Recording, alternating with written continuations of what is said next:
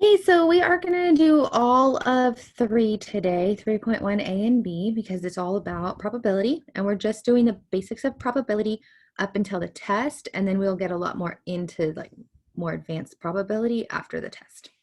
Okay, so looking at, oops, wrong button. You can't see that. Looking at this section, the first thing we're talking about is statistical significance. This is just kind of pops up a little bit here in the beginning of chapter 3. We will be talking about this more. Oops, let me just get my keyboard out of here. We will be talking about this more in the future, but right now we're just kind of determining if something is statistically significant.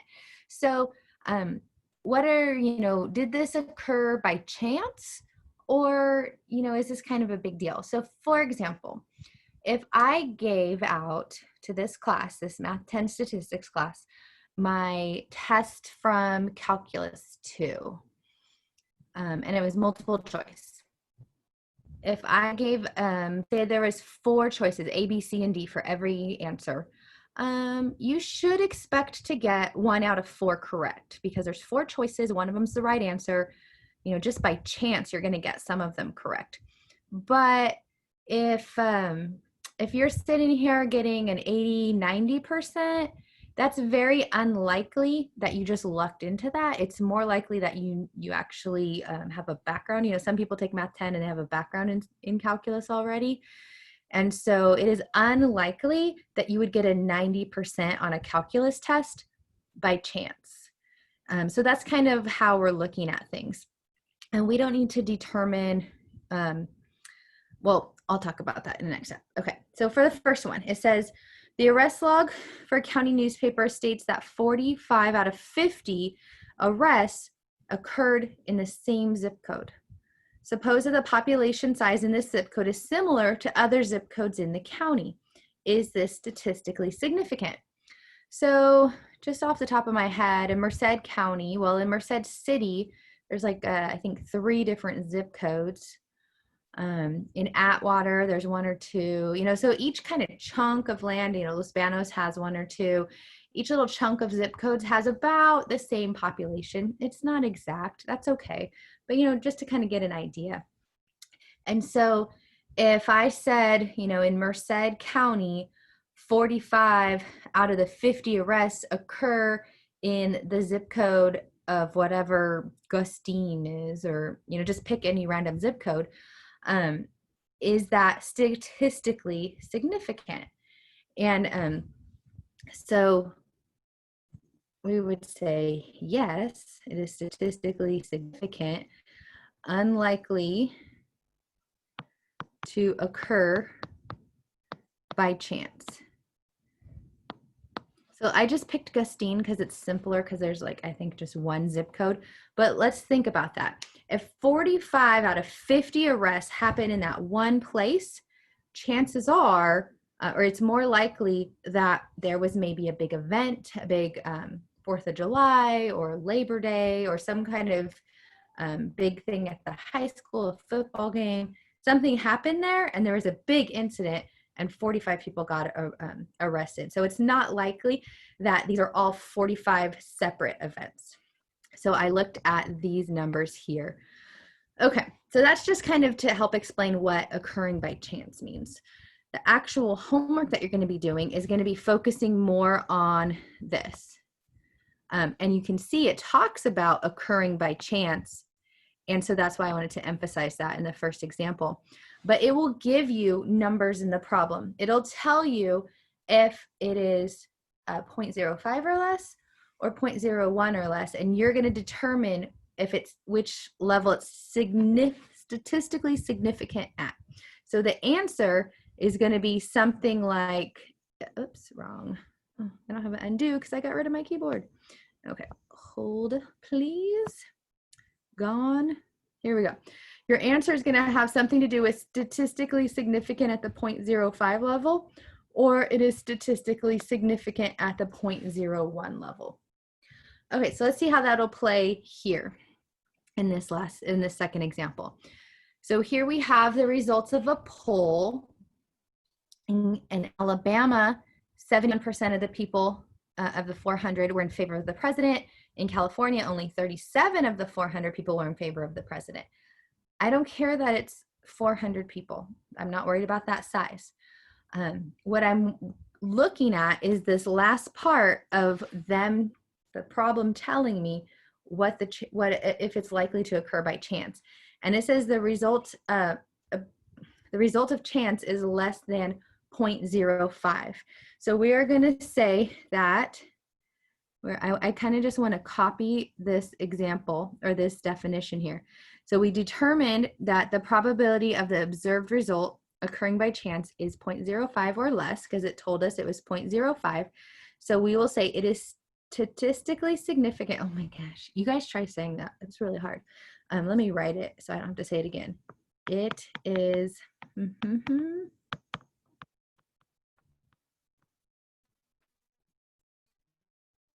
significant at the 0.05 level. That's it. It is statistically significant because the probability of this being chance is less than 0.05. Let's go back up to those two statements. If the problem says 0.05, you copy the first sentence there that I highlighted. If it says 0.01, you highlight you write out that second one that I highlighted. But what if it says a different number? So let's say, for example, what about 0.03? So say you see that number in a problem. Well, you don't change those two numbers. You leave that highlighted part the same. However, which sentence, those are sentences, which sentence would 0.03 be included in? Is 0.03 0.01 or less? No. I don't know why I circled it. I knew I was going to erase it. 0.03 is, however, 0.05 or less. So what I'm saying is, I know it's hard when I just talk in points. Let me just write it right here. 0.03 is less than 0.05. So any number less than 0.05 will get that top sentence up until that 0.01. You know what, let's just talk about it as percents. It's easier to call those percents. Anything 5% or less is going to get the top sentence up until 1%, and then 1% or less will get the bottom sentence. That was a mouthful. Try the homework. I did post a homework review with this type of problem, re-emphasized, more detailed and more specific to what the homework will look like. So there will be a few more examples of that, but it's really not a big enough deal right now for me to do any more examples at the moment. What I want to focus on is probability distributions. This is new right now, but it's not, because we've done frequency tables before. But this is going to be something you're going to get tired of hearing me say here in a few weeks, because we're going to be talking about probability distributions a lot. Okay, so what we have here is the number of siblings on the left, and we have our frequency table. So we have the frequency right there on the right.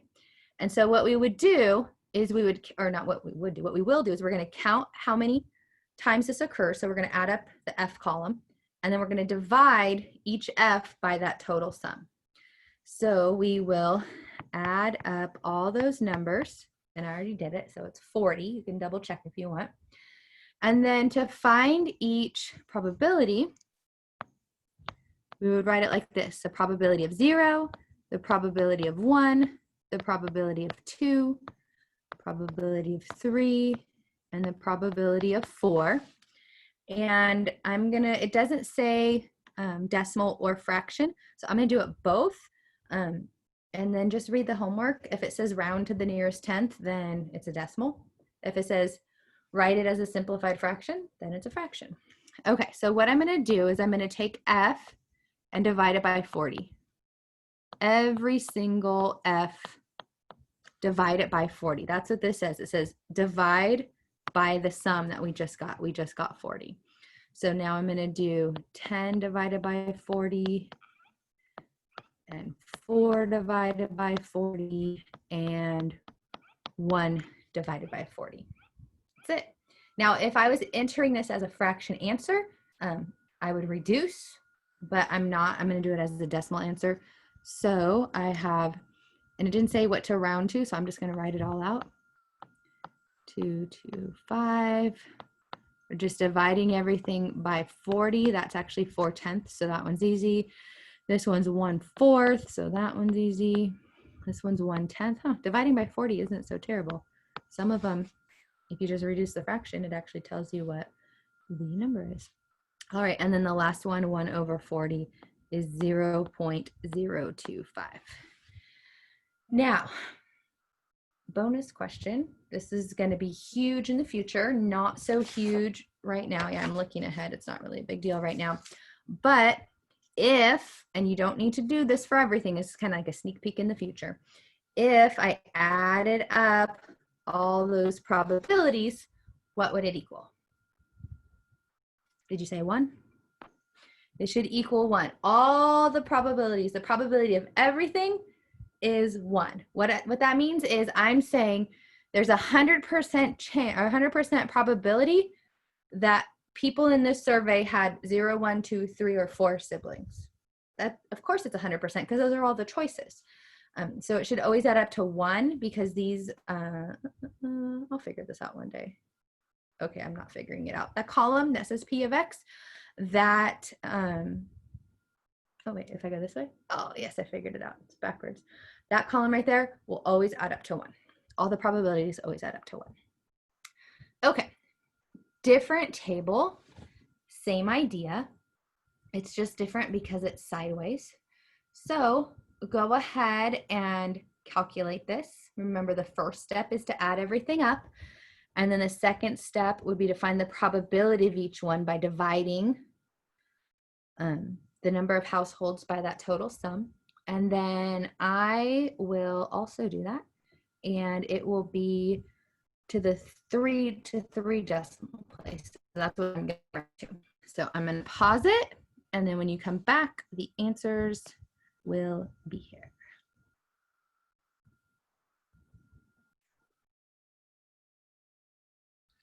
All right, I'm back. Make sure you are trying out these problems when I pause the video because I'm not going to go over every single calculation, and you just want to make sure you can do the calculations and get your answers to match mine, because this is as close to like practice that I can give you since I can't actually go to your house and make you practice. So here are the answers. Again, I rounded them to 3 decimal places. When I added everything up, I got 3,259, and then I just divided each number, household, by the 3,259 all the way through, and that gave me the probability. Okay, so again, just pause it, and if you need to write any of those numbers down still, and then I'm going to go on. So the other thing we talk about in this first section is expected value. And so I put this definition here so you can go back and read it, but I'd rather just go through these problems and just work it out. But the key here is we're going to find the expected value, we're going to multiply how much money we might win or lose. That's what expected value is usually about. How much money are you going to win or lose times the probability of that event happening. So it's always going to be of the form win minus lose. And this one, you place a $20 bet on 0-0 on a standard American roulette wheel. Tells you it has 38 numbers. Now let me just pause here. I don't expect you to know about every gambling thing that there is because that's kind of a typical expected value thing. So for example, the roulette wheel has 38 numbers. I wrote it here because I don't expect you to know that. What I do expect you to know is stuff about die, like a 6-sided die when you roll it and has the dots on it. You know what I'm talking about. I don't need to draw it, right? Because I'm a terrible drawer. And then a deck of cards. A deck of cards has 4 suits. It has 52 cards altogether. So if you don't know, then go to the dollar store, go buy yourself a $1 deck of cards. I might do that for my kids all the time, and just play with them until you get the hang of it and you know how many of each one there is. Other than that, I'll state if there's some sort of gambling question, it'll be here in the problem. Okay, so if 0-0 is spun, your payout is a net gain of $650. So I'm going to lose $20 in one situation, and I'm going to win $650 in another situation. So lose is always what you subtract. So when will I win? Well, I'll win if I land on double zero. So 1 out of the 38 numbers on the roulette wheel will lead me to a win. And if one of them out of 38 is a win, that means 37 out of 38 will make me lose. So I have my dollar amount times my probability for both situations. The win is a positive number, and then the lose gets the subtraction. Put that into your calculator, round to the nearest penny, and we get about negative $2.37. So we're going to lose. Shocker. Of course we're going to lose. If we were going to win, how would a casino stay in business? So that doesn't mean you'll never win. You will definitely win $650 from time to time. But over time, as you keep playing, on average, it'll average out to you losing about $2.37 per spin. In other words, if you luck out and you get that $650 on the first spin, you better walk away, because if you keep playing, you're just going to keep losing money. Okay, the last thing I want to talk about on this problem, and then we'll do another one, is this phrase net gain. So you may be familiar with net, like on a paycheck. You have your gross total and then your net total. Your net is what you get after they take all the taxes out and all that other stuff. So your net is what you take home. So this game probably had a big sign. Well, it probably didn't have a big sign, but if it did, if it had a neon sign, it would say something like, win $670 if you get double zero. Yay. And this is glowing, and there's like, that's an exclamation point, there's arrows. But we only wrote 650 because you had to pay $20 just to play. So you walk up to the table, put down $20, you're already at a negative amount. And then if you win, you win that 670, it'll net you out 650. So that's why I didn't need to subtract the bet from how much I won, because it had that word net. It said net gain. We will do other problems that don't have net gain in them. So you'll see the example, or you'll see the difference. This one, however, notice it does have net gain again. So I'm going to do this one also. Win minus lose. And it says you place a $10 bet on a heart being drawn from a standard deck of cards. If a heart is drawn, we get 25 bucks. So I'm going to lose $10 by just playing the game. And then I will net a $25 win by winning the game. So you notice the lose is always minus and the win is always positive. So what's the probability of each event happening? Well, when do I win? I win if a heart is drawn. So there are 4 suits, hearts, diamonds. I'm saving you that trip to the dollar store. Clubs and spades. Ooh, that's a terrible spade. Maybe you should go to the dollar store just to see what I was trying to draw. All right. There's 4 suits. 1 out of 4 of them is a heart. 3 out of 4 of them are not hearts. If it's above the line, I win. If it's below the line, I lose. Somebody's knocking on my wall. Sounds like there's a ghost. All right. Add it all up, throw it in your calculator, and surprise, surprise, biggest loser right here. We are going to end up losing money on this game. Yeah, we're going to lose. Like I said, casinos wouldn't be in business if we won. All right, so I'm just going to keep on going because there's only one more section, 2 more pages, and it's going to be pretty quick because this section right here is the one you remember from wherever. Maybe it was high school statistics, or maybe it was, elementary school when you're picking a marble out of a bag. That's the kind of probability we're doing. We're not doing anything fancy. like with replacement or combining a lot of choices. We're just gonna do some of the basic probability. You'll see it right here, basic. Basic doesn't mean easy, basic just means boring, I guess. I don't know, what does basic mean? Okay, so you roll a 6-sided die. Again, I'm not gonna read through all those instructions at the top. Those are just rules for you to go back and read later. You roll a 6-sided die one time. Oh my gosh, my kids are yelling. I hope you can't hear them. What is the probability that the number is even? So we would write that as the probability of even, or you could write the probability of what are the choices. On a standard 6-sided die, your choices are 2, 4, and 6. So you can write out the numbers. Either way is fine. So the probability of getting an even number, we just said 3 out of the 6 numbers are even. So in other words, 1/2. That's it.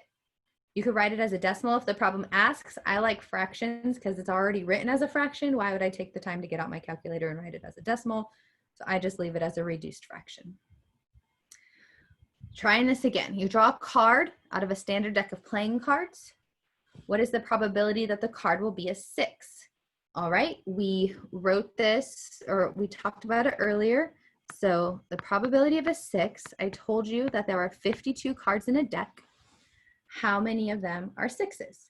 Well, we have the 6 of hearts, the 6 of diamonds, the 6 of clubs, and the 6 of spades. Can't see my hand. That makes 4 out of 52, or 1 out of 13. You always want the reduced fraction as your answer. Okay. Last one, and then we will get to kind of mixing some stuff up. So this one says, what's the probability? Oh, it does say it rains on average 12 rainy days every March. What is the probability that it rains on March in London? So the probability of rain specifically in March rain is going to be, well, 12 days it rains. How many days are in March? 31. Can't reduce that. So again, basic knowledge is needed. We used the sides of 6-sided die, we used a deck of playing cards, and we used how many days are in March. That's the kind of stuff I expect that you already know. Anything fancier than that, like a roulette wheel, I'll give you the information. Ooh, too fast. Okay. Finally, we want to talk about the probability of a compound event. So we're going to, oh my God, my kids are going to kill each other. I'm going to pause.